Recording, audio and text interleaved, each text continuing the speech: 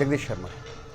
ಇದನ್ನು ಅಂದರೆ ಸಂಭವ ನನಗೆ ಇದು ಬರೀ ಧಾರ್ಮಿಕ ಆಚರಣೆ ಏನು ಪೂಜೆ ಪುನಸ್ಕಾರಗಳಿಗೆ ಸಂಬಂಧಿಸಿದ್ದು ಮತ್ತು ಅಷ್ಟಕ್ಕೆ ಸೀಮಿತವಾದದ್ದು ಮಾತ್ರ ಅಲ್ಲ ಅನ್ನೋದು ನನ್ನ ಭಾವನೆ.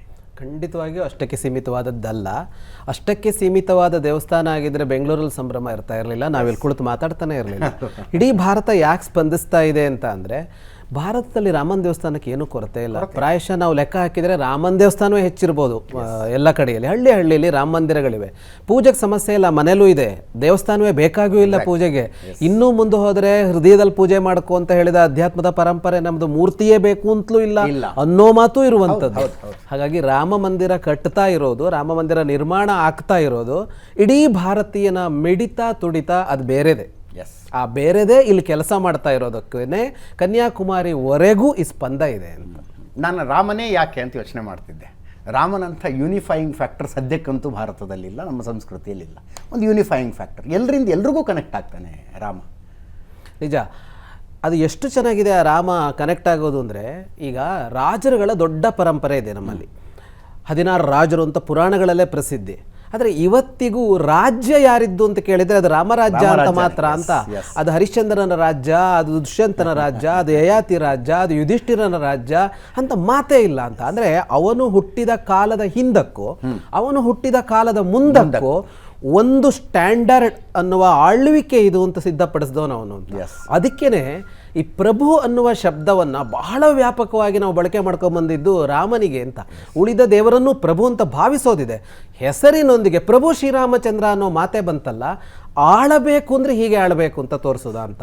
ಅಲ್ಲಿದೆ ರಾಮ ಮಂದಿರ ಯಾಕೆ ಬೇಕು ಅಂತ ಅನ್ನೋದು ಅಂತ. ಕೊನೆಗೂ ಹೋಗಿ ನಿಲ್ಲೋದು ಯಥಾ ರಾಜ ತಥಾ ಪ್ರಜಾ, ಆಳುವವನು ಸರಿ ಇದ್ರೆ ಮಾತ್ರ ನಿನ್ನ ಬದುಕು ಸಮೃದ್ಧ ಅಂತ ಇರೋದ್ರಿಂದ ಅದೇನು ಅಂತ ಬೇಕಾಗಿದೆ. ಹಾಗಾಗಿನೇ ಅಯೋಧ್ಯೆಯಲ್ಲಿ ರಾಮ ಮಂದಿರ ರಾಮರಾಜ್ಯ ಸ್ಥಾಪನೆಗಾಗಿ ಅನ್ನೋ ಮಾತು ಬಿಟ್ಟರೆ ಅದು ಪೂಜೆಗಾಗಿ ಅಲ್ಲ ಅಂತಲ್ಲ, ಕ್ಷೇತ್ರ ಇದೆ, ಅದೊಂದು ಭಾಗ ಅಂತ ಭಾಗ. ಆದರೆ ಅದರಲ್ಲಿ ಏನಿದೆ ಅಂದರೆ, ಅಯೋಧ್ಯೆ ಅಂತ ಕ್ಷೇತ್ರಗಳಲ್ಲಿ ಆ ಕ್ಷೇತ್ರಗಳ ಕಣಕಣವು ಅಂತ, ಆ ಕ್ಷೇತ್ರದಲ್ಲಿ ಎಲ್ಲವೂ ದೈವ, ಅಲ್ಲೊಂದು ಮೂರ್ತಿಯೇ ಬೇಕು ಅಂತಿಲ್ಲ. ಹಿಮಾಲಯದಲ್ಲಿ ಯಾವ ದೇವರ ಪ್ರತಿಷ್ಠೆ ಸರ್, ಹಿಮಾಲಯವೇ ದೇವರು ಅಂತ.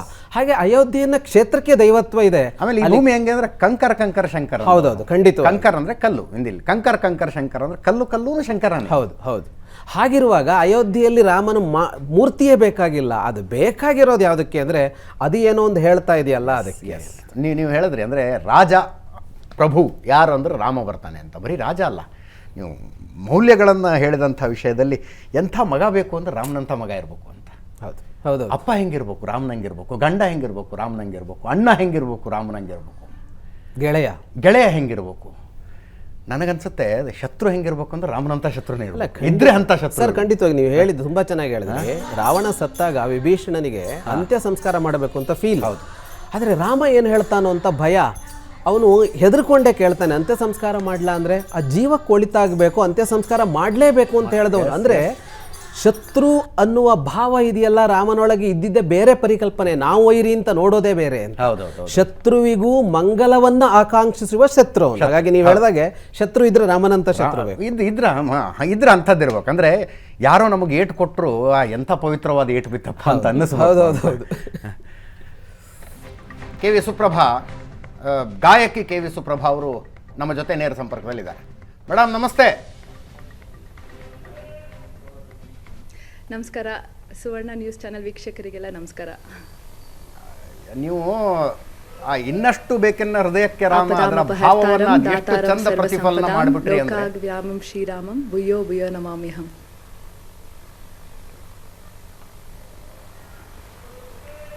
ಇನ್ನಷ್ಟು ಬೇಕೆನ್ನ ಹೃದಯಕ್ಕೆ ರಾಮ, ಆ ಕವಿಯ ಭಾವವನ್ನು ಅದು ಎಷ್ಟು ಚಂದ ನೀವು ಹೇಳಿದ್ರಿ ಅಂತಂದರೆ ಅದು ಅದು ಅದು ಟಚ್ ಆದಂಗೆ. ಅಂದರೆ ರಾಮಭಕ್ತಿ ಗೀತೆ ಯಾವುದು ಅಂದರೆ ಅದು ಅನ್ನೋ ಥರ. ನಾನು ತುಂಬ ಸಲ ಹೇಳಿದೆ ನಮ್ಮ ಹುಡುಗರಿಗೆ, ಅವ್ರನ್ನ ಕೆ.ವಿ. ಸುಪ್ರಭಾ ಅವ್ರನ್ನ ಕರೆಸಿ ಅಂತ. ಇಲ್ಲ, ಅವರೆಲ್ಲ ಜರ್ಮನಿಯಲ್ಲಿ ಇರ್ತಾರೆ ಅಂದ್ರಪ್ಪ. ನೋಡಿದ್ರೆ ಬೆಂಗಳೂರಲ್ಲೇ ಇದ್ದೀರಿ ನೀವು. ಹೌದು ಸರ್, ಇದು ನನ್ನ ಅದೃಷ್ಟ ಅಂತ ಹೇಳ್ಬೋದು. ಇಷ್ಟು ಜನರ ಹೃದಯ ಈ ಸಾಂಗ್ ತಲುಪಿರೋದು ರಾಮನ ಅನುಗ್ರಹ. ಏನು ಅನ್ಸುತ್ತೆ ಇವತ್ತಿನ ದಿನ? ನನಗೆ ಅಂದರೆ ತುಂಬ ಸಲ ಅನ್ಸೋದು ಇವತ್ತಿನ ದಿನ ಸ್ವಲ್ಪ ರಾಗ್ ಹೇಳಬೇಕು ಅಂದರೆ ಏನೋ ಭಾಗ್ಯವಂತ ಬಡ್ಡಿ ಮಕ್ಕಳು ನಾವೆಲ್ಲ ಅಂತಂದರೆ ನಮ್ಮ ತಲೆಮಾರು ನಾವು ನೋಡ್ತಾ ಇರೋವಾಗ ಇದೆಲ್ಲ ಆಗ್ತಾ ಇದೆಯಾ 500 ವರ್ಷದಲ್ಲಿ ಎಷ್ಟೆಲ್ಲ ಜನ ಕನಸು ಕಂಡ್ರು, ಪರಿತಪ್ಸಿದ್ರು, ಹೋರಾಡಿದ್ರು, ಪ್ರಯತ್ನ ಪಟ್ಟರು, ಏನೂ ಆಗಲಿಲ್ಲ. ಅಂದರೆ ಏನೂ ಆಗಲಿಲ್ಲ ಅಲ್ಲ, ಅವ್ರವ್ರು ತಮ್ಮ ಪ್ರಯತ್ನ ತಾವು ಮಾಡಿದ್ರು. ಬಟ್ ನೋಡಿ, ನಾವು ಕುತ್ಕೊಂಡು ರಾಮ ಮಂದಿರ ನೋಡ್ತಾ ಇದ್ದೀವಿ, ಈ ಲೋಕಾರ್ಪಣೆಯನ್ನು ನೋಡ್ತಾ ಇದ್ದೀವಿ. How do you feel? ಹೌದು ಹೌದು, ಆ್ಯಕ್ಚುಲಿ ನಮ್ಮ ಸೌಭಾಗ್ಯ ಅಂತ ಹೇಳ್ಬೋದು ಇದು. ಈ ನಮ್ಮ ಟೈಮಲ್ಲಿ ಆಗ್ತಾ ಇರೋದು. ಸೊ ತುಂಬ ಪುಣ್ಯವಂತರು, ತುಂಬ ಅದೃಷ್ಟವಂತರು ನಾವೆಲ್ಲರೂ ಕೂಡ. ಈ ಮನೆಯಲ್ಲೇ ಕೂತ್ಕೊಂಡು ರಾಮ ಮಂದಿರ ನಿರ್ಮಾಣ ಆಗೋದನ್ನು ನಾವು ಇಲ್ಲೇ ವೀಕ್ಷಿಸ್ಬೋದು.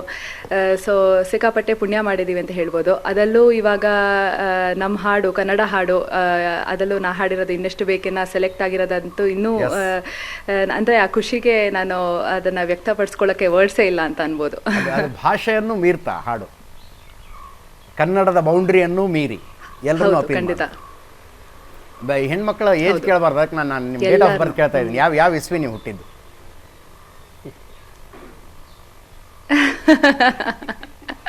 ಸರ್ ಕೇಳಬಾರ್ದು ಹೆಣ್ಮಕ್ಳು ಏಜ್. ಓಕೆ, ನಾನು ನನ್ಕಿಂತ ಒಂದು ಹಿಂದಿನ ಜನರೇಷನ್ ಅಂತ ಅನ್ಕೊಂಡು ನಾನು ಕೇಳ್ತಾ ಇದ್ದೀನಿ. ನನ್ನ ಹಿಂದಿನ ಜನರೇಷನ್ ಅಂತ ಅನ್ಕೊಂಡು ಕೇಳ್ತಾ ಇದ್ದೀನಿ. ಜೆನ್ ಎಕ್ಸ್ ಅಂತ ಕರಿತೀವಿ. ಅವರಿಗೆ ಅಂದರೆ ಆಧ್ಯಾತ್ಮ, ದೇವರು, ರಾಮ ಕನೆಕ್ಟೇ ಆಗೋದಿಲ್ಲ ಅನ್ನೋದೊಂದು ಮಾತಿದೆ. ಅವ್ರದ್ದು ಪ್ರಯಾರಿಟಿಗಳು ಬೇರೆ ಬೇರೆ ಇದ್ದಾವೆ. ಅವರು ಅಂದರೆ ಖುಷಿಯನ್ನು ಇನ್ಯಾವುದರಲ್ಲೋ ಕಂಡ್ಕೋತಾರೆ ಅಂತ. Correct. What do you feel? ಏನನ್ಸುತ್ತೆ ನಿಮಗೆ? ಹೌದು ಸರ್, ಆ್ಯಕ್ಚುಲಿ ನಾನು ಇದನ್ನು ಅದವೇ ನೋಡ್ತೀನಿ. ಅಂದರೆ ನಾನು ಇಂಜಿನಿಯರಿಂಗ್ ಎಲ್ಲ ಕಾಲೇಜ್ ಓದ್ತಾ ಇರಬೇಕಾದ್ರೆ ಇಟ್ ವಾಸ್ ಲೈಕ್ ದ್ಯಾಟ್ ಅಂತ ಅನ್ಬೋದು. ಸೊ ದೇವರು ಕಂಪ್ಲೀಟಾಗಿ ಆ ಟಾಪಿಕ್ಕೇ ಡಿಸ್ಕನೆಕ್ಟ್ ಆಗೋಗಿತ್ತು, ದೇವರು ಅನ್ನೋದಲ್ಲ.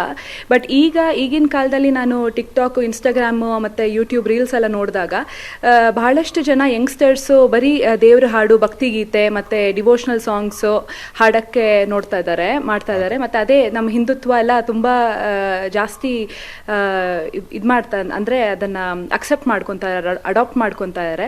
ಸೊ ಆಮೇಲೆ ಇನ್ನೊಂದು ನಮ್ಮ ಹಾಡಿನ ಮೂಲಕ ಪ್ರಯಾಸ ಏನು ಅಂತಂದರೆ, ಈ ನಮ್ಮ ಜನ್ರೇಷನ್ ನೀವು ಹೇಳ್ದಂಗೆ ಅವ್ರಿಗೆ ಹೆಂಗೆ ಇಷ್ಟ ಆಗುತ್ತೆ ಅಂದರೆ ಒಂಥರ ಟ್ರೆಡಿಷ್ನಲ್ ಮ್ಯೂಸಿಕ್ ಇಲ್ಲದೆ ಅದಕ್ಕೆ ಸ್ವಲ್ಪ ಮಾಡರ್ನ್ ಬೀಟ್ಸು, ಮಾಡರ್ನ್ ಹಿಂದೆ ಇನ್ಸ್ಟ್ರೂಮೆಂಟ್ಸ್ ಹಾಕ್ಕೊಂಡು ಬಟ್ ಡಿವೋಷ್ನಲ್ ಸಾಂಗ್ಸ್ನ ಅದಕ್ಕೆ ಮಿಕ್ಸ್ ಮಾಡಿ ನಮ್ಮ ಜನ್ರೇಷನ್ಗೆ ಲೈಕ್ ಆಗೋಂಥರ ಸಾಂಗ್ಸ್ ಈಗಿನ ಕಾಲದಲ್ಲಿ ಎಷ್ಟೊಂದು ಸುಮಾರು ಸಿಂಗರ್ಸ್ ಆ ಥರ ಬಿಡ್ತಾ ಇದ್ದಾರೆ.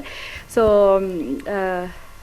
ಆಧ್ಯಾತ್ಮ ರ್ಯಾಪರ್, ನ್ಯೂ ರ್ಯಾಪರ್ ಅಂದ್ರೆ ಹೊಸ ಕವರ್ನಲ್ಲಿ ಆಧ್ಯಾತ್ಮ ಅನ್ನೋ ಥರ. ಕರೆಕ್ಟ್ ಹೌದು. ಇನ್ನು ನ್ಯೂ ವೇ ಅಂತ ಅನ್ಬೋದು. ಭಾಳ ಜನ ಬೈತಿಯಾರ, ನೀವು ಸುಪ್ರಭಾ ಅವ್ರನ್ನ ಕುಡಿಸ್ಕೊಂಡು ಬರೀ ಮಾತಾಡ್ತಿದ್ರಲ್ಲ ಹಾಡಾಡ್ಸಿ ಅಂತ. ದಯವಿಟ್ಟು 4 ಲೈನ್. ಓಕೆ, ಸೊ ಇನ್ನೆಷ್ಟು ಬೇಕಾಯಿಂದನೇ ಶುರು ಮಾಡೋಣ. ಎಸ್.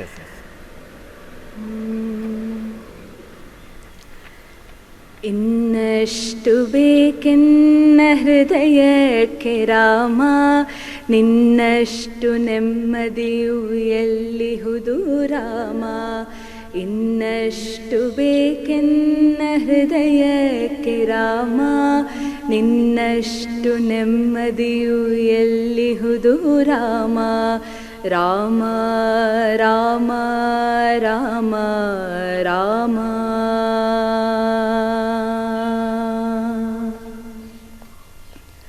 ನಿನ್ನಿಷ್ಟದಂತೆನ್ನ ಇಟ್ಟಿರುವೆ ರಾಮ, ನನ್ನಿಷ್ಟದಂತೆಲ್ಲ ಕೊಟ್ಟಿರುವೆ ರಾಮ. ಕಷ್ಟಗಳ ಕೊಡಬೇಡ ಎನ್ನಲಾರೆ ರಾಮ, ಕಷ್ಟ ಸಹಿಸುವ ಸಹನೆ ಕೊಡು ನನಗೆ ರಾಮ. ಕಷ್ಟ ಸಹಿಸುವ ಸಹನೆ ಇನ್ನಷ್ಟು ರಾಮ, ಕಷ್ಟ ಸಹಿಸುವ ಸಹನೆ ನಿನ್ನಷ್ಟು ರಾಮ. ರಘುರಾಮ ರಘುರಾಮ ರಘುರಾಮ ರಾಮ, ರಘುರಾಮ ರಘುರಾಮ ರಘುರಾಮ ರಾಮ. ಇನ್ನಷ್ಟು ಬೇಕೆನ್ನ ಹೃದಯಕ್ಕೆ ರಾಮ, ನಿನ್ನಷ್ಟು ನೆಮ್ಮದಿಯು ಎಲ್ಲಿಹುದು ರಾಮ. ರಾಮ ರಾಮ ರಾಮ ರಾಮ.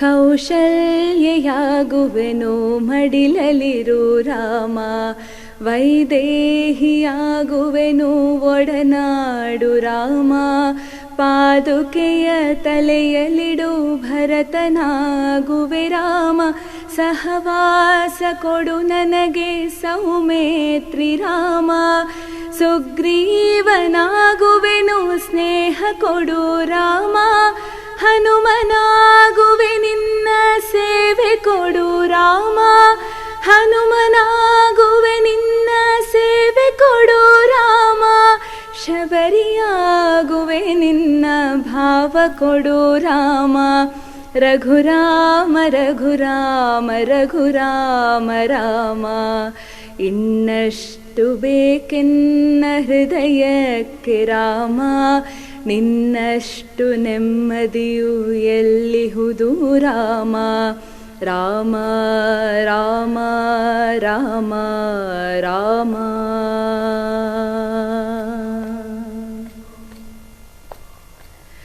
ಒಳತಿನಡೆ ಮುನ್ನಡೆವ ಮನವ ಕೊಡು ರಾಮ, ಸೆಳೆತಕ್ಕೆ ಸಿಗದಂತೆ ಸ್ಥಿರತೆ ಕೊಡು ರಾಮ, ನೆನ್ನೆಗಳ ಪಾಪಗಳ ಸೊನ್ನೆಯಾಗಿಸು ರಾಮ, ನಾಳೆಗಳು ಪುಣ್ಯಗಳ ಹಾದಿಯಾಗಲಿ ರಾಮ, ನನ್ನ ಬಾಳಿಗೆ ನಿನ್ನ ಹಸಿವ ಕೊಡು ರಾಮ, ನನ್ನ ತೋಳಿಗೆ ನಿನ್ನ ಕಸುವ ಕೊಡು ರಾಮ, ಕಣ್ಣು ಕಳೆದರೂ ನಿನ್ನ ಕನಸ ಕೊಡು ರಾಮ, ನನ್ನ ಹರಣಕ್ಕೆ ನಿನ್ನ ಚರಣ ಕೊಡು ರಾಮ, ಇನ್ನಷ್ಟು ಬೇಕೆನ್ನ ಹೃದಯಕ್ಕೆ ರಾಮ, ನಿನ್ನಷ್ಟು ನೆಮ್ಮದಿಯು ಎಲ್ಲಿಹುದು ರಾಮ, ರಾಮ ರಾಮ ರಾಮ ರಾಮ.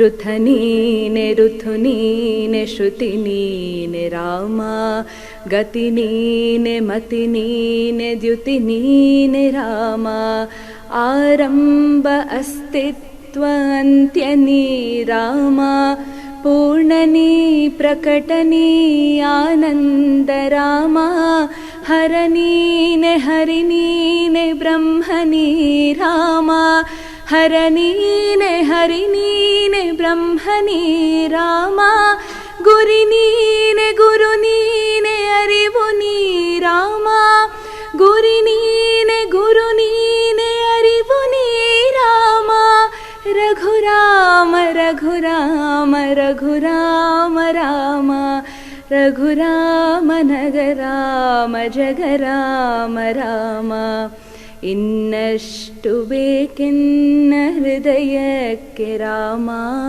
ನಿನ್ನಷ್ಟು ನೆಮ್ಮದಿಯು ಎಲ್ಲಿಹುದು ರಾಮ, ರಾಮ ರಾಮ ರಾಮ ರಾಮ.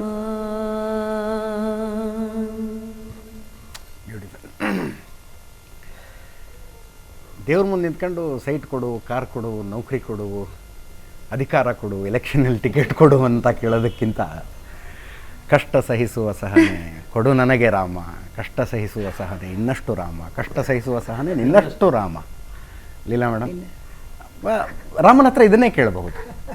ಹೌದು, ಖಂಡಿತ ಸರ್. ಲೀಲಾ ಮೇಡಮ್, ಹೌದು ನಾನೊಂದು ಮಾತು ಹೇಳ್ತೀನಿ. ಹೌದು, ಆಕ್ಚುಲಿ ನಾನು ಈ ಸಾಂಗ್ ಹಾಡಿದಾಗೂ ಅಷ್ಟೇ, ಸಾಂಗ್ ಹಾಡೋಕ್ಕಿಂತ ಮುಂಚೆನೂ ಕೂಡ ರಾಮನ ಹತ್ರ ಹೋಗಿ ಇದೇ ಕೇಳ್ಕೊಂಡಿದ್ದು. ಎಸ್ ಎಸ್ ಎಸ್ ಸುಪ್ರಭಾ ಅವರೇ,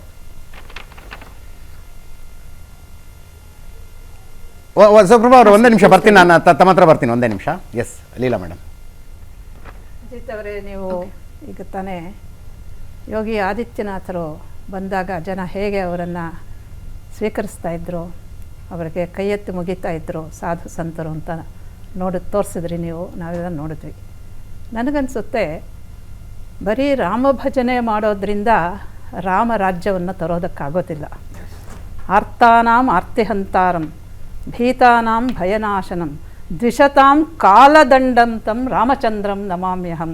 ಇದು ಸಹಸ್ರ ರಾಮಸ್ತೋತ್ರಗಳಲ್ಲಿ ಇದು ಒಂದು ಪದ್ಯ. ಎಸ್, ಇದರಲ್ಲಿ ಬಹಳ ಮುಖ್ಯವಾಗಿರುವಂಥದ್ದು ನಾನು ಯೋಗಿ ಆದಿತ್ಯನಾಥರಲ್ಲಿ ಇದನ್ನು ಕಾಣ್ತಾ ಇದ್ದೇನೆ. ಏನಂದರೆ ದ್ವಿಷತಾಂ ಕಾಲದಂಡಂತಂ. ನೋಡಿ, ದ್ವೇಷವನ್ನು ಅಳಿಸದೆ, ದೌಷ್ಟ್ಯವನ್ನು ನಿರಾಕರಿಸದೆ, ನಾವು ದೌಷ್ಟ್ಯವನ್ನು ಪೂರ್ತಿ ಹಾಳು ಮಾಡದೆ ಶಿಷ್ಟತೆಯನ್ನು ತರೋದಕ್ಕೆ ಸಾಧ್ಯವಿಲ್ಲ. ಆ ಸತ್ವ ಬರಬೇಕಾದ್ರೆ ದುಷ್ಟ ದಮನ ಆಗಬೇಕು. ಇವತ್ತು ನಮ್ಮ ಯೋಗಿ ಆದಿತ್ಯನಾಥರು ಆ ಕೆಲಸವನ್ನು ರಾಜಕೀಯವಾಗಿ ಮಾಡ್ತಾ ಇದ್ದಾರೆ. ನಾನು ಮತ್ತೆ ಮತ್ತೆ ಅಂದ್ಕೊಳ್ತಾ ಇರ್ತೀನಿ ಯಾವಾಗಲೂ, ರಾಮ ರಾಜ್ಯ ಅನ್ನೋದು ರಾಜಕೀಯವಾಗಿ, ಸಾಹಿತ್ಯಿಕವಾಗಿ, ಆರ್ಥಿಕವಾಗಿ, ಸಾಮಾಜಿಕವಾಗಿ ಸಕಲದರಲ್ಲೂ ರಾಮ ಸತ್ವ ಅನ್ನೋದು ಇಳಿಬೇಕಾದ್ರೆ ರಾಜ್ಯ ಶಕ್ತಿ ಬಹಳ ದೊಡ್ಡದಾಗಿ ಬರಬೇಕು. ಆ ಶಕ್ತಿಯನ್ನು ಅವರು ಪ್ರದರ್ಶಿಸ್ತಾ ಇದ್ದಾರೆ. ಅದು ಕೂಡ ಕಾರಣ ಏನು ಅಂತ ಹೇಳಿದ್ರೆ, ನಾವು ಎಲ್ಲರೂ ನೋಡ್ತಾ ಇದ್ದೀವಿ, ಅವರಿಗೇನು ಬೇಡ. ರಾಮ ಹೇಗೆ ಸಮಯ ಬಂದಾಗ ರಾಜ್ಯವನ್ನು ಬಿಟ್ಟು ಲೋಕರಕ್ಷಣೆಗೋಸ್ಕರವಾಗಿ ಹೋದ್ನೋ, ಅದೇ ರೀತಿಯಲ್ಲಿ ಇವತ್ತು ತಮಗೆ ಏನೂ ಬೇಡ.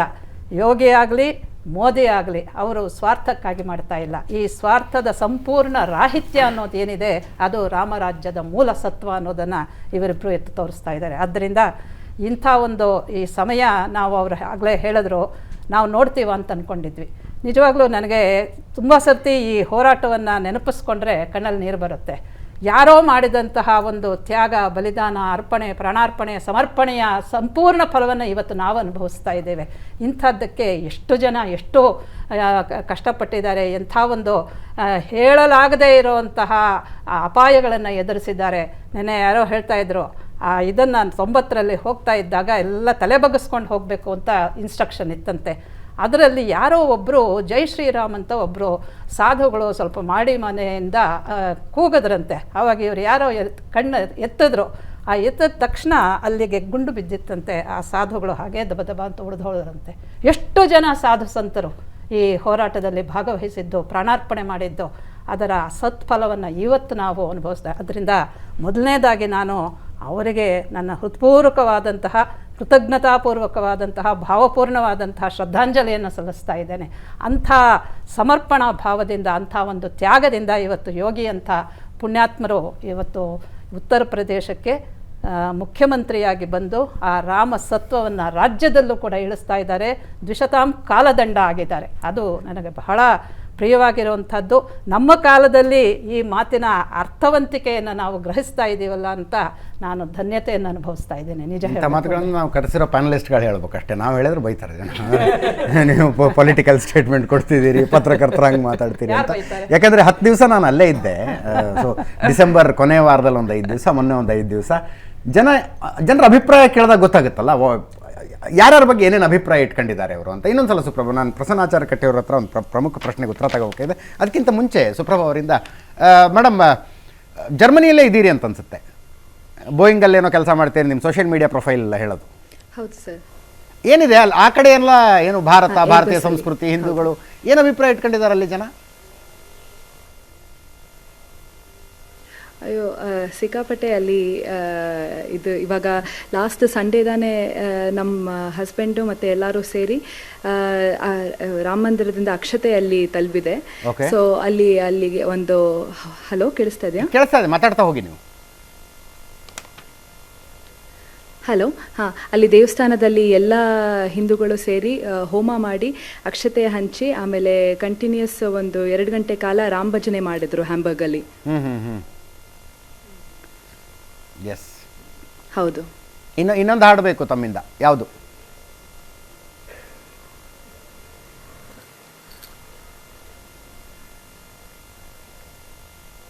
ಸುಪ್ರಭಾ ಅವರು ಕೇಳಿಸ್ತಾ ಇದೆಯಾ ನನ್ನ ಧ್ವನಿ? ಹಾ, ಇವಾಗ ಕೇಳಿಸ್ತಾ ಇದೆ ಸರ್. ಇನ್ನೊಂದು ಹಾಡು ಹಾಡಬೇಕು ತಾವು, ಅಭಿಮಾನಿಗಳ ಒತ್ತಾಯದ ಮೇರೆಗೆ. ಹಾ, ಖಂಡಿತ ಖಂಡಿತ ಖಂಡಿತ. ಅಭಿಮಾನಿ ಹೆಸರು ಅಜಿತ್ ಹನುಮಕ್ಕನವರ. ಇನ್ನೆಷ್ಟು ಬೇಕೆನ್ನ? ಹಾ, ಇನ್ನಷ್ಟು ಬೇಕೆನ್ನ ಸುಪ್ರಭಾ ಅವ್ರ ಹಾಡು ಇನ್ನಷ್ಟು ಬೇಕು ಅಂತ.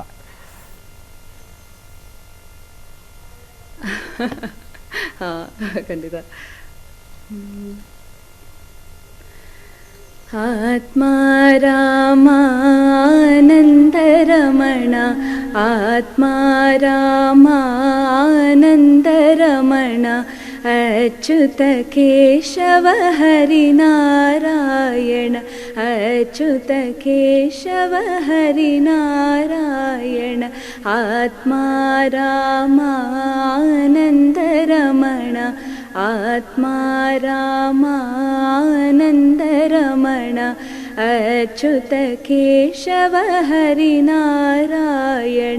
ಅಚ್ಯುತ ಕೇಶವ ಹರಿನಾರಾಯಣ ಭವಭಯಹರಣ ವಂದಿತ ಚರಣ ಭವಭಯಹರಣ ವಂದಿತ ಚರಣ ರಘುಕುಲಭೂಷಣ ರಾಜೀವಲೋಚನ ರಘುಕುಲಭೂಷಣ ರಾಜೀವಲೋಚನ ಆದಿನಾರಾಯಣ ಅನಂತ ಶಯನ ಆದಿನಾರಾಯಣ ಅನಂತ ಶಯನ ಸಚ್ಚಿದಾನಂದ ಸತ್ಯನಾರಾಯಣ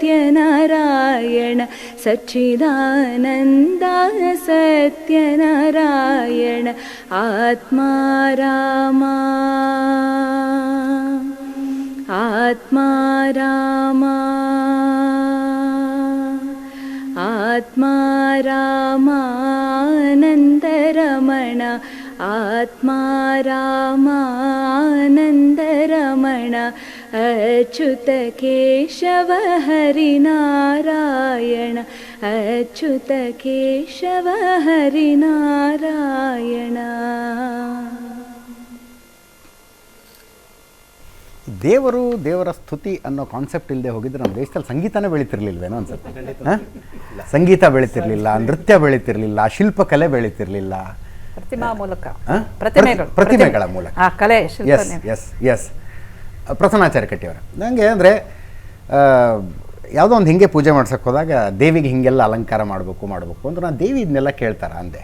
ದೇವರು ಕೇಳೋದಿಲ್ಲ, ಭಕ್ತನ ಸಂತೃಪ್ತಿಗೆ ಅದು ಅಂತ. ದೇವಿಯನ್ನು ಆ ರೀತಿ ಅಲಂಕರಿಸಿ ನಾವು ಸಂತೃಪ್ತಿಯನ್ನು ಪಟ್ಕೊಳ್ತೀವಿ, ದೇವರು ಕೇಳೋದಿಲ್ಲ. ಹಾಗೆ ರಾಮ ಮಂದಿರವು ರಾಮನ ಬಯಕೆ ಅಲ್ಲ, ಸರ್ವಥ ಅಲ್ಲ, ಸರ್ವಥ ಅಲ್ಲ. ನಾನು ರಾಮನಿಗೆ ಏನೋ ಇಂಥ ವಿಗ್ರಹ ಮಾಡಬೇಕು, ಹಿಂಗೆ ಇಂತಿಂಥ ವಜ್ರ ವೈಢೂರ್ಯ ಚಿಹ್ನೆಗಳಿಂದ ಅಲಂಕರಿಸ್ಬೇಕು, ಅಭಿಷೇಕ ಮಾಡಬೇಕು, ಅವೆಲ್ಲವೂ ನಮ್ಮ ಸಂತೃಪ್ತಿಗೆ, ನಮ್ಮ ಖುಷಿಗೆ. ಏನು ಭಗವಂತನನ್ನ ಕರೆಯುವಾಗ ಹೇಳ್ತಾರೆ, ಭಗವಂತನ ಲಕ್ಷಣ ಹೇಳುವಾಗ ನಿತ್ಯಾನಂದೋ ಹರಿಪೂರ್ಣ ನಿತ್ಯದಾ ಪ್ರಿಯತಾಂ ಮಮ ನಮಸ್ತಸ್ಮೈ ನಮಸ್ತಸ್ಮೈ ನಮಸ್ತಸ್ಮೈ ಚ ವಿಷ್ಣವೇ. ಯಾರನ್ನ ಸಂತೃಪ್ತಿಪಡಿಸಬೇಕು, ಯಾರಿಗೆ ಸಂತೃಪ್ತಿಪಡಿಸಬೇಕು ಅಂತ ಕಾನ್ಸೆಪ್ಟ್ ಹೇಳುವಾಗ ಧರ್ಮಶಾಸ್ತ್ರ ಯಾರಿಗೆ ಎದರ ಅವಶ್ಯಕತೆ ಇದೆಯೋ, ಇವಾಗ ಹಸಿವಾದವನಿಗೆ ಊಟದ ಅವಶ್ಯಕತೆ ಇದೆ, ಅವನಿಗೆ ಊಟ ಸಿಕ್ಕಾಗ ಅವನಿಗೆ ಸಂತೋಷ ಆಗುತ್ತೆ. ಇನ್ನೊಬ್ಬನಿಗೆ ಕೆಲವೊಂದಿಷ್ಟು ಲೌಕಿಕವಾದಂತಹ ಅಪೇಕ್ಷೆಗಳಿರ್ತದೆ. ಒಂದು ವಾಹನ ಬೇಕು, ಒಂದು ಮನೆ ಬೇಕು, ಒಂದು ವಿದ್ಯೆಯಲ್ಲಿ ನಾನು ಉತ್ತೀರ್ಣನಾಗಬೇಕು, ಒಂದು ಹುದ್ದೆಯನ್ನು ಪಡಿಬೇಕು, ಒಂದು ಉದ್ಯೋಗವನ್ನು ಪಡಿಬೇಕು. ಏನು ಇಲ್ಲವೋ, ಎದರ ಅವಶ್ಯಕತೆ ಇದೆಯೋ ಅದು ಅವನಿಗೆ ಸಿಕ್ಕಾಗ ಸಂತೃಪ್ತಿ, ಅವನನ್ನ ಖುಷಿಪಡಿಸುವುದು, ಅವನನ್ನ ಸಂತೋಷಪಡಿಸುವುದು ಅಂತರ್ಥ. ದೇವರಲ್ಲಿ ಎಲ್ಲವೂ ಇದೆ. ಭಗವಂತನನ್ನ ಹೇಳಬೇಕಾದ್ರೆ ಹೇಳ್ತಾರೆ, ಅವನ ಸತ್ ಸುಖ, ಸತ್ ಶಕ್ತಿ, ಸತ್ ಜ್ಞಾನ ಅಂತ. ಅಂದರೆ ಶಾಸ್ತ್ರ ತಿಳಿಸುವಾಗ ಏನು ಹೇಳ್ತಾ ಇದೆ ಅಂತಂದರೆ, ಅವನಿಗೆ ಅಪರಿಮಿತವಾದಂತಹ ಆನಂದ ಇದೆ, ಅಪರಿಮಿತವಾದಂತಹ ಸುಖ ಇದೆ, ಅಪರಿಮಿತವಾದಂತಹ ಶಕ್ತಿ ಇದೆ. ಅವನಿಗೆ ನಾನು ಏನೋ ಕೊಟ್ಬಿಟ್ಟು ಯಾವುದೋ ಒಂದು, ಎಷ್ಟೋ ಜನ ಮಾತಾಡ್ತಿರ್ತಾರೆ, ಈ ನಾವು ದೇವಸ್ಥಾನಗಳಲ್ಲಿ ಗಮನಿಸ್ತಾ ಇರ್ತೀವಿ, ಕಮಲ್ದ ಹೂವು ನಾನು ಊರಿಗೆ ಹೋಗಿದ್ದೆ ತಮಿಳ್ನಾಡಿಗೆ, ನಾನೇ ತೊಗೊಂಡ್ಬಂದಿದ್ದೀನಿ, ದೇವ್ರು ಕೊಡಿ. ದೇವ್ರು ಕೊಡೋದ್ರಿಂದ ದೇವರಿಗೆ ಸಮರ್ಪಣೆ ಮಾಡಿದೆ ಅನ್ನೋ ತೃಪ್ತಿ ನಿನಗಾಗಬೇಕೇ ಹೊರತು ದೇವರಿಗಲ್ಲ. ಹಾಗೆ ಈ ವಿಧವಾದಂತಹ ಇದನ್ನೇ ಧರ್ಮಶಾಸ್ತ್ರ ಎಲ್ಲ ಕಡೆ ಹೇಳ್ತದೆ. ಇವಾಗೇನೋ ನಮ್ಮ ಸುಪ್ರಭಾ ಅವರು ಏನು ಹೇಳಿದರು, ಪದ್ಯಗಳನ್ನ, ಹಾಡುಗಳನ್ನು, 2 ಹಾಡುಗಳನ್ನು ಹೇಳಿದರು, ತಾಳ್ಮೆ ಬಗ್ಗೆ, ಕಷ್ಟಗಳ ಬಗ್ಗೆ, ಮತ್ತು ಸತ್ಯನಾರಾಯಣನ ಹಾಡನ್ನು ಕೂಡ ಅವರು ವಿಶೇಷವಾಗಿ ನಾವು ಇವಾಗ ಕೇಳಿದ್ದೇವೆ ಅವ್ರ ಬಾಯಿಂದ.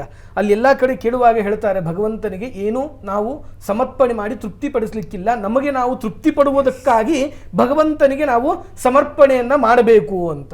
ಆ ನಿಟ್ಟಿನಲ್ಲಿ ನಾಹಂ ಕರ್ತ ಹರಿಕರ್ತ ತತ್ಪೂಜಾ ಕರ್ಮಚಾಖಿಲಂ ತಥಾಪಿ ಮತ್ಕೃತಾ ಪೂಜಾ ತ್ವತ್ಪ್ರಸಾದೇನ ನಾಣ್ಯತ ಅಂತ. ಮತ್ತು ಇಷ್ಟೆಲ್ಲ ಮಾಡಿ ನಾನು ತೃಪ್ತಿ ಪಡೋದಕ್ಕೆ ಬೇಕೇ ಹೊರತು ಅಹಂಕಾರ ಬರಬಾರ್ದಲ್ಲಿ. ಮತ್ತೆ ನಾನು ಮಾಡಿದೆ, ನನ್ನಿಂದಾಯಿತು, ನಾನು ಅನ್ನೋದು ಬಂದ್ರೆ ಮಾಡಿದ್ದೆಲ್ಲವೂ ಕೂಡ ಶೂನ್ಯ ಆಗಿ ಹೋಗ್ತಾ ಇದೆ ಎಂಬುದಾಗಿ ಧರ್ಮಶಾಸ್ತ್ರ ಹೇಳ್ತಾ ಇದೆ. ಅಂದ್ರೆ ಏನು ಅನ್ನೋದನ್ನ ಅರುಣ್ ಯೋಗಿರಾಜ್ ಅವರ ಮಾತುಗಳಲ್ಲಿ ಕೇಳ್ತಾ ಇದ್ದೇನೆ. ಖಚಿತವಾಗಿ ಹಂಬಲ್ರಿ ಆ ಮನುಷ್ಯ, ಅದೇನು ಭಾವ ಅದು. ನೀವೆಲ್ಲ ವಿಶೇಷವಾಗಿ ಅಯೋಧ್ಯೆಗೆ ಹೋಗಿ ಅಯೋಧ್ಯೆಯಲ್ಲಿ ಬೇಕಾದಷ್ಟು ದಿನಗಳು ಇದ್ದು ಅಲ್ಲಿಂದ ಕೆಲವೊಂದು ವಿಷಯಗಳನ್ನು ಹೇಳಿದಿರಿ. ಅಯೋಧ್ಯೆಯ ಬಗ್ಗೆ ನೀವು ಕೇಳ್ತಾ ಇದ್ರಿ ಆವಾಗಲೇ ಪ್ರಶ್ನೆ. ರಾಮ ಮಂದಿರ ದೇವರಿಗೆ ಬೇಕಾಗಿಲ್ಲ, ರಾಮ ಮಂದಿರದ ಬಗ್ಗೆ ದೇವರ ಅಪೇಕ್ಷೆ ಇಲ್ಲ, ಭಕ್ತರ ಅಪೇಕ್ಷೆಗಾಗಿ ರಾಮ ಮಂದಿರ ಬೇಕಾಗಿರ್ತಕ್ಕಂಥ. ಕೆಲವರು ಕೇಳ್ತಾರೆ, ಏನ್ ದೇವ್ರಿಗೆ ಮನೆ ಕಟ್ಟಿಸ್ಕೊಡ್ತೀರಾ ನೀವು ಅಂತ.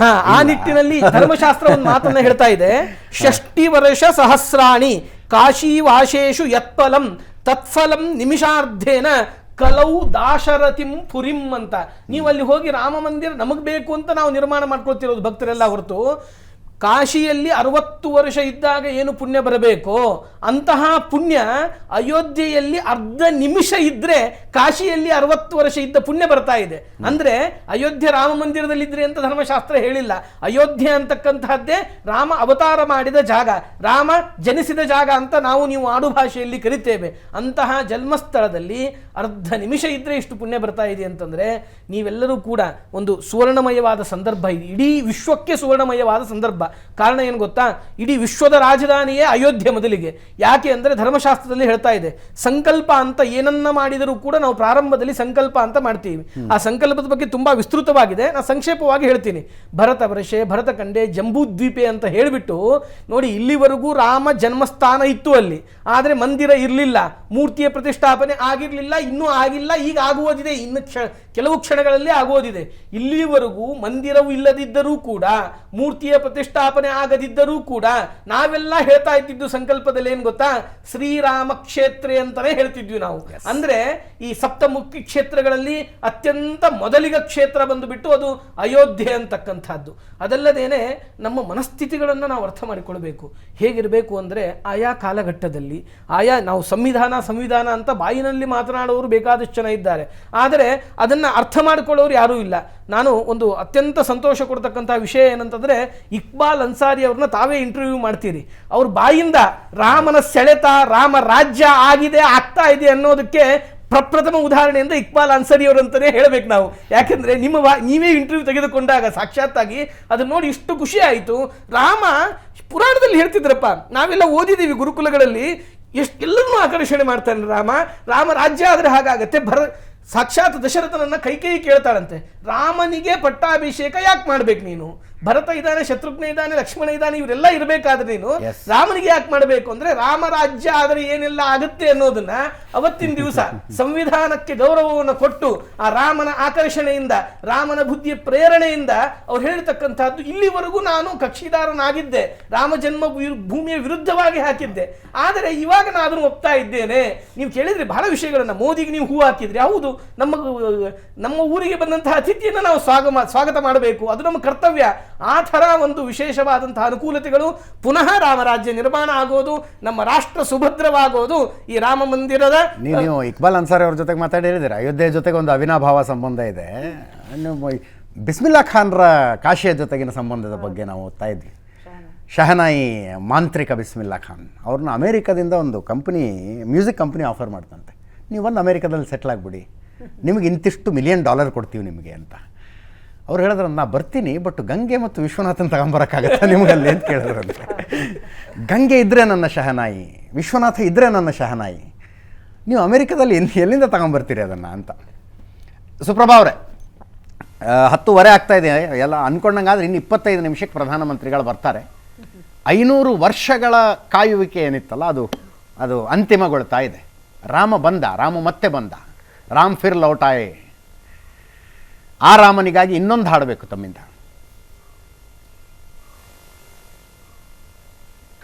ಖಂಡಿತ. ರಘುಪತಿ ರಾಘವ ರಾಜಾರಾಮ್. ಎಸ್, ಮೂಲ ತಿರುಚಿದ್ದಲ್ಲ, ಮೂಲ. ಎಸ್, ಮೂಲ. रघुपति राघव राजा राम, पतित पावन सीताराम. रघुपति राघव राजा राम, पतित पावन सीताराम. सीताराम सीताराम, भज प्यारे तो सीताराम. सीताराम सीताराम, भज प्यारे तो सीताराम.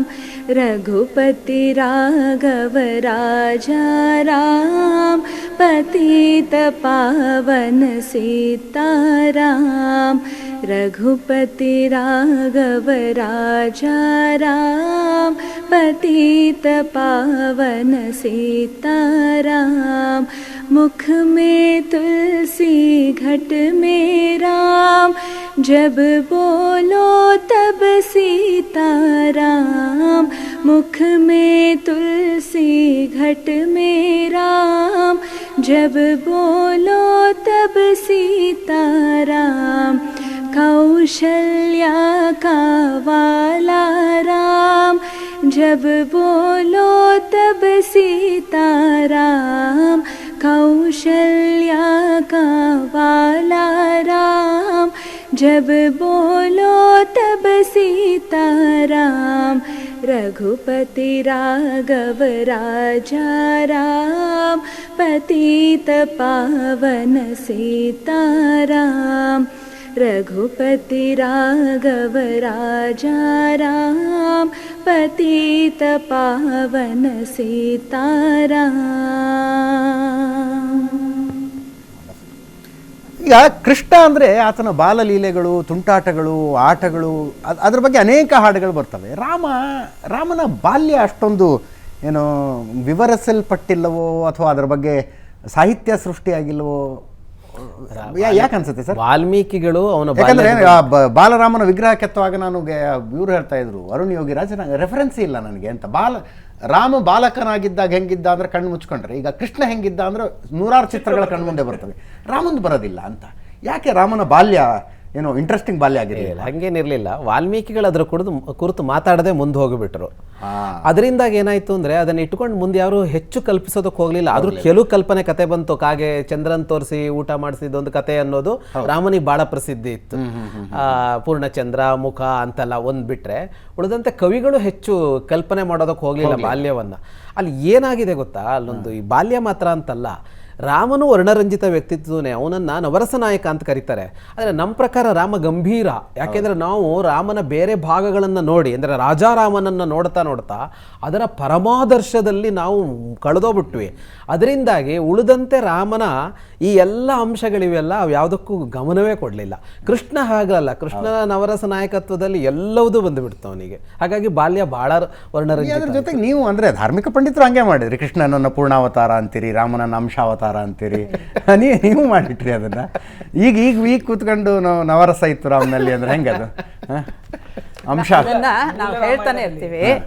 ಮೇಡಮ್, ಈಗ ರಾಮಕೃಷ್ಣ ಪರಮಹಂಸರನ್ನ ಸ್ವತಃ ಸ್ವಾಮಿ ವಿವೇಕಾನಂದರು ಅವತಾರ ವರಿಷ್ಠಾಯ ಅಂತ ಹೇಳಿದ್ರು. ಆಯಾ ಕಾಲಕ್ಕೆ ಬಂದಂತಹ ಈ ಪುಣ್ಯಾತ್ಮರು ಯಾರು ಕುಸಿದು ಹೋಗ್ತಾ ಇರುವಂತಹ ಧರ್ಮ ವ್ಯವಸ್ಥೆ, ರಾಜ್ಯ ವ್ಯವಸ್ಥೆ, ಆರ್ಥಿಕ ವ್ಯವಸ್ಥೆ ಏನಿದೆ ಅದನ್ನು ಮೇಲೆತ್ತೋದಕ್ಕೆ ಜನರಿಗೆ ಒಂದು ಸ್ಫೂರ್ತಿಯನ್ನು ಕೊಡ್ತಾರೆ. ಅಂಥವರನ್ನು ನಾವು ಅವತಾರ ಅಂತ ಕರಿತೀವಿ. ರಾಮನನ್ನು ಅಂಶಾವತಾರ ಅಂತ ಹೇಳೋದಿಲ್ಲ, ರಾಮನನ್ನು ವಿಷ್ಣುವಿನ ಅವತಾರ ಅಂತ ಹೇಳೋ ದಶಾವತಾರಗಳಲ್ಲಿ ಶ್ರೀರಾಮಚಂದ್ರನನ್ನು ಒಂದು ಮಹಾ ಅವತಾರ ಅಂತಲೇ ಪರಿಗಣಿಸಿರೋದು. ಇಲ್ಲಿ ಏನಾಗಿದೆ, ಒಂದೊಂದು ಅವತಾರದಲ್ಲಿ ಅವರದ ಧ್ಯೇಯ ಒಂದು ವಿಶಿಷ್ಟವಾಗಿರುತ್ತೆ ಅಂತ. ಅದು ರಾಮಚಂದ್ರ ರಾಜಾರಾಮನಾಗಿ ಅವತರಿಸಿದ ಪರ್ಪಸ್ ಆಫ್ ದಟ್ ಇನ್ಕಾರ್ನೇಷನ್. ಹೌದು. ಹಾಗೆ ಅಂತ ಇದರಲ್ಲೂ ಈಗ ರಾಮಾಯಣದಲ್ಲೂ ಕೂಡ ಸಣ್ಣ ಪುಟ್ಟದಾಗಿ ಬಂದಿದೆ. ಈಗ ದಶರಥನನ್ನು ರಾಮಚಂದ್ರನನ್ನು ಕಳಿಸು ಅಂತ ಕೇಳೋದಕ್ಕೆ ವಿಶ್ವಾಮಿತ್ರ ಅರಮನೆಗೆ ಬಂದಾಗ ಅವನೇನು ಹುಡುಗ ಅಂತ ಹೇಳ್ತಾನೆ, ಕಾಕಪಕ್ಷ ಪರಂದೇವ್. ಅವನು ಇನ್ನೂ ಕೂದಲುಗಳೆಲ್ಲ ಇಲ್ಲಿ ಬಿಟ್ಕೊಂಡು ಅಂದರೆ ಪೂರ್ತಿ ಅದನ್ನು ಹೆಣೆಯೋದಕ್ಕೂ ಆಗೋದಿಲ್ಲ, ಅಷ್ಟರ ಮಟ್ಟಿಗೆ ಕಣ್ಣು ಮೇಲೆ, ಇಲ್ಲಿ ಕೆನ್ನೆ ಮೇಲೆ, ಹಣೆ ಮೇಲೆ ಕೂದಲು ಬಿಟ್ಕೊಂಡಿರೋವಂಥ ಹುಡುಗ. ಅವನನ್ನು ಯಾಕಪ್ಪ ಕೇಳ್ತಿದೀಯಾ ಅಂತ ದಶರಥ ಅಪ್ಪಪ್ಪ ಬೇಜಾರು ಮಾಡ್ಕೊಳ್ತಾನೆ. ಅದರಿಂದ ಕಾಕಪಕ್ಷಧರ ದೇವ ಅವನು. ಅಂದರೆ ಬಾಲರಾಮನ ಒಂದು ಚಿತ್ರ ಇದೆಯಲ್ಲ, ಅವರು ಅಲ್ಲಿ ಬಂದಿದೆ. ಅದರ ಜೊತೆಗೆ ರಾಮಚರಿತ ಮಾನಸದಲ್ಲಿ ಆಗ ರಾಮಾಯಣ ಸೀರಿಯಲಲ್ಲಿ ತೋರಿಸಿದ್ದಿಲ್ಲ, ಆ ಸೀರಿಯಲ್ ಪೂರ್ತಿ ರಾಮಚರಿತ ಮಾನಸವನ್ನೇ ಆಧಾರವಾಗಿ ಇಟ್ಕೊಂಡಿರೋವಂಥದ್ದು. ಅಂದರೆ ವಾಲ್ಮೀಕಿಯಲ್ಲಿ ಏನೋ ದೊಡ್ಡದಾಗಿ ಹೇಳದೇ ಇರುವಂಥ ಅಂಶಗಳನ್ನು ಅಲ್ಲಿ ಹೇಳಿದೆ. ಬಾಲರಾಮಾಯಣದಿದೆ, ದಶರಥ ರಾಮನನ್ನು ಆಡಿಸುವಂಥದ್ದು, ಕೌಸಲ್ಯ ಆಡಿಸೋ. ನಮ್ಮ ಕುವೆಂಪು ಅವರು ಏಕಳವೇ ಪೂರ್ಣಚಂದ್ರ ತೇಜಸ್ವಿ ಅಂತಲೇ ಒಂದು ಪದ್ಯ ಶುರು ಮಾಡ್ತಾರಲ್ವ. ಅದರಿಂದ ಬೇರೆ ಬೇರೆಯವರು ಅದನ್ನು ಹೇಳಿದ್ದಾರೆ. ನೀವು ಆವಾಗಲೇ ಹೇಳ್ದಂಗೆ, ನಾವು ರಾಜಾರಾಮ್ ಶರ್ಮಾ ಅವರು ಹೇಳಿದ್ರು, ರಾಜಾರಾಮನ ಒಂದು ಭವ್ಯವಾದಂತಹ ವ್ಯಕ್ತಿತ್ವದಲ್ಲಿ ಮುಳುಗಿ ಹೋಗಿ ಮಿಕ್ಕಿದ್ದನ್ನು ಗೌಣವಾಗಿಸ್ಕೊಂಡಿದ್ದೇವೆ ಅಷ್ಟೇ. ಅಂದ್ರೆ ರಾಮನಿಗೂ ಒಂದು ಹಾಸ್ಯ ಪ್ರಜ್ಞೆ ಇತ್ತು, ಆತನ ಒಂದು ತಮಾಷೆ ಮಾಡ್ತಿದ್ದ. ಬಹಳ ಚೆನ್ನಾಗಿದೆ. ಅದ್ರ ಬಗ್ಗೆ ಎಲ್ಲ ಇದೆ. ಇದರ ಬಗ್ಗೆ ಮೂಲ ರಾಮಾಯಣದಲ್ಲಿಯೂ ಕೂಡ ಬಾಲಕಾಂಡ ಅಂತ ಇದೆ, ಅದರಲ್ಲಿ ಎಲ್ಲ ವಿವರಣೆಗಳಿದೆ. ಆದರೆ ಇವಾಗ ನೋಡಿ, ನಾವು ಕೃಷ್ಣಾವತಾರದ ಬಗ್ಗೆ ತಾವು ಹೇಳ್ತಾ ಇದ್ರಿ. ಅಂದರೆ ಈಗ ಹಾಡನ್ನು ಹಾಡುವಾಗ ಮೂಲ ಹಾಡು ಬೇಕು ನಮಗೆ, ಆರ್ಟಿಫಿಷಿಯಲ್ ಹೊಸದಾಗಿ ಕೃತಕವಾದಂಥ ಹಾಡು ಬೇಡ ಅಂತ. ಹಾಗೆ ಮೂಲ ರಾಮಾಯಣದಲ್ಲಿ ಬಾಲಕಾಂಡದ ಬಗ್ಗೆ ವಿವರಣೆಗಳೆಲ್ಲ ಉಂಟು. ಆದರೆ ನರಸಿಂಹಾವತಾರ ಆಯಿತು. ನರಸಿಂಹಾವತಾರ ಆದಾಗ ಅವನಿಗೆ ಬಾಲ್ಯ ಇಲ್ವೇ ಇಲ್ಲಲ್ಲ ಎಲ್ಲೂ. ಅಂದರೆ ಆ ಪರ್ಪಸ್ ಏನು ಅಂತಂದರೆ, ನೃಸಿಂಹಾದಿಕ ಮನ್ಯಶ್ಚ ದುರಿತಾದಿ ನಿವೃತ್ತಗೆ. ಯಾವಾಗ ದುರಿತಗಳು ಬರ್ತದೋ, ಅಂದರೆ ಭಗವಂತ ಎಷ್ಟೋ ಜನಕ್ಕೆ ಏನು ಅನ್ಕೊಂಡ್ಬಿಟ್ಟಿದ್ದಾರೆ ಅಂದರೆ, ಇವ್ರಿಗೆ ಹೇಳ್ತಾ ಇದ್ರು ಲೇಖಕಿಯವರು, ಮಾನ್ಯ ಲೇಖಕಿಯವರು ಡಾಕ್ಟರ್ ಲೀಲಾ ಅವರು ಹೇಳ್ತಾ ಇದ್ರು ಏನಂದರೆ, ಭಗವಂತ ನಮ್ಮ ಥರ ಸಾಮಾನ್ಯವಾದ ಜನನ ಇಲ್ಲದೇ ಇರತಕ್ಕಂಥವನು ಎಂಬುದಾಗಿ ನಾವು ತಿಳಿದುಕೊಳ್ಬೇಕಾದ್ರೆ, ಮತ್ತು ರಾಮನಿಗೂ ಕೂಡ ಸಾಮಾನ್ಯವಾದ ಜನನ ಇಲ್ಲ, ಅವನು ಅವತಾರ ಪುರುಷ ಅಂತ ನಾವು ಕರಿತೇವೆ. ನಾವು ನಮ್ಮ ಆಡು ಭಾಷೆಯಲ್ಲಿ ರಾಮ ಜನ್ಮಭೂಮಿ ಅಂತ ಹೇಳ್ತೇವೆ. ಆದರೆ ಅವನು ಅವತಾರ ಮಾಡಿರತಕ್ಕಂಥದ್ದು. ಅದಲ್ಲದೇನೆ ಒಟ್ಟು 4 ಯುಗಗಳುಂಟು: ಕೃತಯುಗ, ತ್ರೇತಾಯುಗ, ದ್ವಾಪರ ಯುಗ, ಕಲಿಯುಗ ಅಂತ. ಪ್ರತ್ಯೇಕವಾಗಿ ಒಂದು ಯುಗದಲ್ಲಿ, ಅಂದರೆ ಕೆಲವೊಂದಿಷ್ಟು ಕಡೆ ಎಲ್ಲೋ ಇದು ವಿಷಯ ಭೇದಗಳು, ಇದು ವಿಷಯ ಭೇದಗಳಿಂದ ಅಂಶ ಅಂತ ಬೇರೆಯವರು ಹೇಳಿರ್ಬೋದೇ ಹೊರತು ಅಂಶ ಅಂತ ಎಲ್ಲೂ ಒಪ್ಪೋದಿಲ್ಲ. ಅವನು ಸಾಕ್ಷಾತ್ ಅವತಾರ ಪುರುಷನೇ. 2-3 ಕಾರಣಗಳನ್ನು. ಒಂದು, ದಶಾವತಾರದಲ್ಲಿ ಅದೊಂದು ಪ್ರತ್ಯೇಕ ಅವತಾರವೇ. ಏನಾಗುತ್ತೆ ಅಂದರೆ, ಓಂಕಾರ ಮೊದಲು ಭಗವಂತನನ್ನ ಓಂಕಾರದಿಂದ ವಾಚ್ಯನಾದವನು ಮೊದಲಿಗೆ ಭಗವಂತ. ಅಲ್ಲಿಂದ ಮುಂದೆ ಅದರ ಎಕ್ಸ್ಪ್ಲನೇಷನ್, ಅದರ ಒಂದು ವಿವರಣೆ ಬಂದು 5 ರೂಪಗಳು: ಅನಿರುದ್ಧ, ಪ್ರದ್ಯುಮ್ನ, ಸಂಕರ್ಷಣ, ವಾಸುದೇವ, ನಾರಾಯಣ ಅಂತ. ಅದರ ಒಂದು ವಿಸ್ತೃತವಾದಂತಹ ವಿವರವೇ ದಶಾವತಾರಗಳು. ಅಲ್ಲಿಂದ ಮುಂದೆ ಕೇಶವಾದಿ 24 ನಾಮಗಳು, ಅಲ್ಲಿಂದ ಅಜಾದಿ ಅಷ್ಟೋತ್ತರ ಶತನಾಮಗಳು, ಅಲ್ಲಿಂದ ವಿಷ್ಣು ವಷಟ್ಕಾರಾದಿ 1000 ರೂಪಗಳು. ಹೀಗೆ ಭಗವಂತನನ್ನ ಅನ್ಕೌಂಟೇಬಲ್ ಅಂತ ನಾವು ಕೊನೆಗೆ ಒಪ್ತಾ ಇದ್ದೇವೆ. ಆ ಒಪ್ಪುವಾಗ ನರಸಿಂಹ ರೂಪದಿಂದ ಹೇಳ್ತಾನೆ, ನಾನು ಎಷ್ಟೋ ಜನಕ್ಕೆ ತಪ್ಪು ಕಲ್ಪನೆ ಇದ್ರೆ ಸಾಧಾರಣವಾದಂತಹ ಮನುಷ್ಯ ನಾನಲ್ಲ. ಈ ದಶಾವತಾರದಲ್ಲಿರ್ತಕ್ಕಂಥದ್ದಿರ್ಬೋದು, ಕೇಶವಾದಿಗಳ 24 ನಾಮದಲ್ಲಿರ್ತಕ್ಕಂಥದ್ದಿರ್ಬೋದು, ವಿಷ್ಣು ವಷಟ್ಕಾರಾದಿ 1000 ರೂಪಗಳಿದೆಯಲ್ಲ, ಅಲ್ಲಿಯೂ ಅಂಶ ಅಂತ ಒಪ್ಪಿಲ್ಲ. ಅದೆಲ್ಲವೂ ಕೂಡ ಸಾಕ್ಷಾತ್ತಾಗಿ ಭಗವಂತನ ಅವತಾರಗಳೇ ಅಂತ ಒಪ್ಪಿದ್ದು. ಆದರೆ ಆ ವಿಷ್ಣು ಸಹಸ್ರನಾಮಕ್ಕೂ 1000 ರೂಪಕ್ಕೂ ರಾಮನ 1 ರೂಪಕ್ಕೂ ಅಷ್ಟೇ ಮಹತ್ವ ಇದೆ. ಅಂಶ ಅಂತ ಹೇಳಿಕ್ಕೆ ಎಲ್ಲೂ ಸಾಧ್ಯನೇ ಇಲ್ಲ ನಾವು. ಯಾಕೆಂದ್ರೆ ವಿಷ್ಣು ಸಹಸ್ರನಾಮದಲ್ಲಿ ಹೇಳ್ತಾರೆ, ವಿಷ್ಣು ಸಹಸ್ರನಾಮವನ್ನು ಸಂಪೂರ್ಣ ಪಾರಾಯಣ ಮಾಡಿದಾಗ ಏನು ಪುಣ್ಯ ಬರಬೇಕೋ ಅದು ಕೇವಲ ಒಂದೇ ಒಂದು ರಾಮ ಮಂತ್ರದಿಂದ ಬರ್ತದೆ ಅಂತ. ಶ್ರೀರಾಮ ರಾಮ ರಾಮೇತಿ ಮನೋರಾಮೇ ಮನೋರಮೇ ಸಹಸ್ರನಾಮ ತತ್ತುಲ್ಯಂ. ಸಹಸ್ರನಾಮ ಅಂದ್ರೆ ಯಾವುದು? ವಿಷ್ಣು ಸಹಸ್ರನಾಮ. ಆ 1000 ನಾಮಗಳನ್ನು ಪಠನೆ ಮಾಡಿದಾಗ ಏನೆಲ್ಲ ಪುಣ್ಯ ಬರಬೇಕೋ ಅದು ಕೇವಲ ರಾಮನಾಮ ಜಪದಿಂದ, ರಾಮನಾಮ ಸ್ಮರಣೆಯಿಂದ ಬರ್ತದೆ ಅಂತ. ಒಂದು ವೇಳೆಯಲ್ಲಿ ಅಂಶ ಅಂತ ಆಗಿಬಿಟ್ಟಿದ್ರೆ, ರಾಮನಲ್ಲಿ ಅಂಶ ಇದೆ ಅಂತ ನಾವು ಒಪ್ಪಿದ್ರೆ, ಅದು ಪ್ರತ್ಯೇಕ ರೂಪ ಅಲ್ಲ, ವಿಷ್ಣುವಿನ ಸಾಕ್ಷಾತ್ ಅವತಾರ ಅಲ್ಲ ಅಂತ ಒಪ್ಪಿದ್ರೆ, ಇಷ್ಟು ಪುಣ್ಯ ಬರಲಿಕ್ಕೆ ಅದು ಸರ್ವಥಾ ಸಾಧ್ಯ ಇಲ್ಲ ಎಂಬುದಾಗಿ ನಾವು ಅರ್ಥ ಮಾಡ್ಕೊಳ್ಬೇಕಾಗತ್ತೆ. ಈ ಸಾಹಿತಿಗಳಿಗೆ ಒಂದು ಸಾಹಿತ್ಯಿಕ ಸ್ವಾತಂತ್ರ್ಯ ಅಂತಿರುತ್ತಂತೆ. ಆ ಸ್ವಾತಂತ್ರ್ಯವನ್ನು ಭಾರತದಲ್ಲಿ ದೇವರು ಮಹಾಕಾವ್ಯಗಳ ವಿಷಯದಲ್ಲಿ ಸಾಹಿತಿಗಳು ಬೇಕಾದಷ್ಟು ಬಳಸ್ಕೊಂಡಿದ್ದಾರೆ. ಬಟ್ ದುರುಪಯೋಗ ಆಗಿಲ್ಲ ಅನ್ನೋದೊಂದು, ಅದೊಂದು ಸಮಾಧಾನ. ಸುಪ್ರಭಾ ಮೇಡಮ್, ಈ ಬಾಲರಾಮನ ಬಗ್ಗೆ ಯಾವ್ದಾದ್ರು ಅಂದರೆ ಸಾಹಿತ್ಯ ಇದೆಯಾ ಆ್ಯಕ್ಚುಲಿ? ಈಗ ಕೃಷ್ಣನ ವಿಷಯದಲ್ಲಿ ಇದ್ದಂಗೆ ಇದ್ದ ರೀತಿಯಲ್ಲಿ. ಹಾಂ, ಹಲೋ, ಹಾಂ ಕೇಳಿಸ್ತಾ ಇದೆ. ಅಲ್ಲ, ಈಗ ಕೃಷ್ಣನ ಬಾಲ್ಯವನ್ನು ವರ್ಣಿಸುವ ಸಾಹಿತ್ಯ ಬೇಕಾದಷ್ಟಿದೆ ಕನ್ನಡದಲ್ಲಿ, ಹಿಂದಿ ಅಂದರೆ ಎಲ್ಲ ಭಾಷೆಗಳಲ್ಲೂ ಇದೆ. ರಾಮನ ಬಾಲ್ಯವನ್ನು ವರ್ಣಿಸುವಂಥ ಏನಾದ್ರು ಸಾಹಿತ್ಯ ಇದೆಯಾ? ಎಲ್ಲ ಭಾಷೆನಲ್ಲೂ ಇದೆ, ಹೌದು. ಸಾಹಿತ್ಯ ಇರಬೇಕು, ನನಗೆ ಗೊತ್ತಿಲ್ಲ ಸರ್. ಓಕೆ, ಕೌಸಲ್ಯ ಜವರ ವಂಶೋದ್ಭವ ಸುತ ಸಂಸೇವಿತ ಪದ ರಾಮಹರೇ ಅಂತ ಬೇಕಾದಷ್ಟು ಹಾಡುಗಳನ್ನ ಮಾಡಿದ್ದಾರೆ. ಅದಲ್ಲದೇನೆ ಈ ನಮ್ಮಲ್ಲಿ ವಿವಾಹಾದಿ ಮಂಗಳ ಕಾರ್ಯಗಳಲ್ಲಿ, ಪ್ರತಿಷ್ಠಾಪನಾದಿ ಮಂಗಳ ಕಾರ್ಯಗಳಲ್ಲಿ ನೀವು ಹೇಳಿದ್ದು ಅದು ಭಕ್ತಿ, ಅದು ಮತ್ತೆ ಭಕ್ತಿ ಅಲ್ಲ, ಅಲ್ಲಿ ಸಂಪೂರ್ಣ ಶಾಸ್ತ್ರದಲ್ಲಿ ಘಟನೆ ಸನ್ನಿವೇಶ ದಾಸರ ಪದಗಳಿದೆ. ಅದು ಬೆಳಕಿಗೆ ಬಂದಿಲ್ಲ ಅಷ್ಟೇ. ಈಗ ನಮ್ಮಲ್ಲಿ ಸಿಂಹಾಚಲ ಅಂತ ಇದೆ, ಅಲ್ಲಿ ರಾಮಭದ್ರ ದೇವಸ್ಥಾನ ಇದೆ. ಅಲ್ಲಿ ನರಹರಿ ತೀರ್ಥರು ಅಂತ ಆಗಿನ ಕಾಲದಲ್ಲಿ ಇರತಕ್ಕಂತಹ ದಾಸವರೇಣ್ಯರೆಲ್ಲ ಹಾಡುಗಳನ್ನು ಮಾಡಿರತಕ್ಕಂಥದ್ದಿದೆ. ಆದ್ರೆ ಪ್ರಚಲಿತದಲ್ಲಿ ಹೆಚ್ಚಿಗೆ ಇಲ್ಲ. ಅದನ್ನೇ ನಾವು ಧರ್ಮಶಾಸ್ತ್ರದಲ್ಲಿ ಕೂಡ ಮಂಗಳಾಷ್ಟಕಗಳಲ್ಲಿ ಕೂಡ ಹೇಳ್ತಾ ಬರ್ತಾರೆ. ಲಕ್ಷ್ಮೀಶೋ ಭುವನತ್ರಯೋ ನಿವಸಿತೋ ದೇವಾನ್ ಮನುಷ್ಯಾರಗಾನ್ ಸಂಸ್ಥಾತುಂ ಕರುಣಾನಿಧಿ ಕರುಣಯ ಮಾರ್ತಾಂಡ ವಂಶೇ ಮುಲೆ ಸ ಕೌಸಲ್ಯ ನಿಜ ಗರ್ಭ ಸಂಭವ ಭೃತೆ ಜನ್ಮಸ್ಯ ಸಾಧಾರಣೆ. ಅಂತ ಎಲ್ಲ ಹೇಳ್ತಾ ಬಂದು ಬೇಕಾದಷ್ಟು ಸಾಹಿತ್ಯಗಳಿದೆ. ಬೆಳಕಿಗೆ ಬರಬೇಕು, ಪ್ರಚಾರಕ್ಕೆ ಬರಬೇಕು, ಪ್ರಾಚುರ್ಯಕ್ಕೆ ಬರಬೇಕು. ಈಗ ರಾಮನೇ ಮಂದಿರ ಆಗಿ ಮಂದಿರದಲ್ಲಿ ಪ್ರತಿಮೆ ರೂಪದಲ್ಲಿ ರಾಮ ಬರ್ತಾ ಇದ್ದಾನೆ. ಮುಂದಿನ ದಿನಗಳಲ್ಲಿ ಅದು ಕೂಡ ಬೆಳಕಿಗೆ ಖಚಿತವಾಗಿ ಬರ್ತದೆ. ಇನ್ನಷ್ಟು ಬೇಕೆನ್ನ ಬರದ ಗಜಾನ್ ಶರ್ಮರ್ ಒಂದು ರಾಮನ ಬಾಲ್ಯದ ಹಾಡು ಬರೆದಾರೆ, ಮುಟ್ಟಬಾರೋ ಪುಟ್ಟ ರಾಮ ಅಂತ. ಮುಟ್ಟಬಾರೋ ಪುಟ್ಟ ರಾಮ ಅಂತ ಬಹಳ ಚೆನ್ನಾಗಿದೆ ಅದು ರಾಮನ ಬಾಲ್ಯದ. ಸುಪ್ರಭು ಅವರೇ, ರಾಮ ಹೆಂಗೆ ಅನ್ನುವಂಥ ಹಾಡು ಬಹಳ ಅಂದರೆ ಅದು ಆ ಭಾವ ಎಲ್ಲಿ, ಭಾವತೀವ್ರತೆ ಎಲ್ಲಿ ತನಕ ಅಂದರೆ ಮೇರೆ ಝೋಪಡಿಕೆ ಭಾಗ ಖುಲ್ ಜಾಯಂಗೆ ಅಂತಾರೆ. ನನ್ನ ಗುಡಿಸಲಿನ ಭಾಗ್ಯ ಇದು ಖುಲಾಯಿಸುತ್ತೆ ಅನ್ನೋ ಶಬರಿ ಭಾವ. ಎಸ್, ಶಬರಿ ಭಾವ ಕೇಳಿದ್ದೀರಾ? ಸಾಹಿತ್ಯ ಹಾಡಬಹುದಾ? ಶಬರಿ ಭಾವ ಇದಂದರೆ ಸಾರಿ, ಈ ಸಡನ್ನ ಇದು ಏಕಾಏಕಿ ಏನೋ ಬೇಡಿಕೆ ಇದು. ಇಲ್ಲ, ದಯವಿಟ್ಟು ಪ್ಲೀಸ್. मेरी झोपड़ी के भाग आज खुल जाएंगे, राम आएंगे. मेरी झोपड़ी के भाग आज खुल जाएंगे, राम आएंगे. राम आएंगे, आएंगे, राम आएंगे. राम आएंगे, आएंगे, राम आएंगे. मेरी झोपड़ी के भाग आज खुल जाएंगे, राम आएंगे. राम आएंगे तो अंगना सजाऊंगी, दीप जला के दिवाली मैं मनाऊंगी. राम आएंगे तो अंगना सजाऊंगी, दीप जला के दिवाली मैं मनाऊंगी. मेरे जिंदगी के सारे दुख मिट जाएंगे, राम आएंगे. मेरी झोपड़ी के भाग आज खुल जाएंगे, राम आएंगे. राम झूलेंगे तो पालना झुलाऊंगी, मीठे मीठे मैं भजन सुनाऊंगी. राम झूलेंगे तो पालना झुलाऊंगी, मीठे मीठे मैं भजन सुनाऊंगी. मेरे जिंदगी के सारे दुख मिट जाएंगे, राम आएंगे. मेरी झोपड़ी के भाग आज खुल जाएंगे, राम आएंगे. Wonderful, thank you so much. ತುಂಬ ಧನ್ಯವಾದ ಸುಪ್ರಭಾ ಅವರೇ, ಇಷ್ಟೊತ್ತು ಏಷ್ಯಾನೆಟ್ ಸುವರ್ಣ ನ್ಯೂಸ್ ಜೊತೆ ಮಾತನಾಡಿದ್ದಕ್ಕಲ್ಲ, ಹಾಡಿದ್ದಕ್ಕೆ.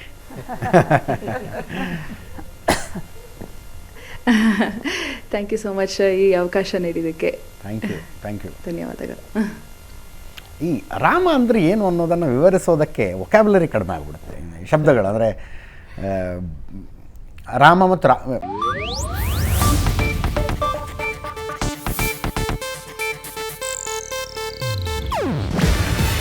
ಇದು ಏಷ್ಯಾನೆಟ್ ನ್ಯೂಸ್ ನೆಟ್ವರ್ಕ್ ಪ್ರಸ್ತುತಿ. ನೀವು ನೋಡ್ತಿದ್ದೀರಾ ಏಷ್ಯಾನೆಟ್ ಸುವರ್ಣ ನ್ಯೂಸ್.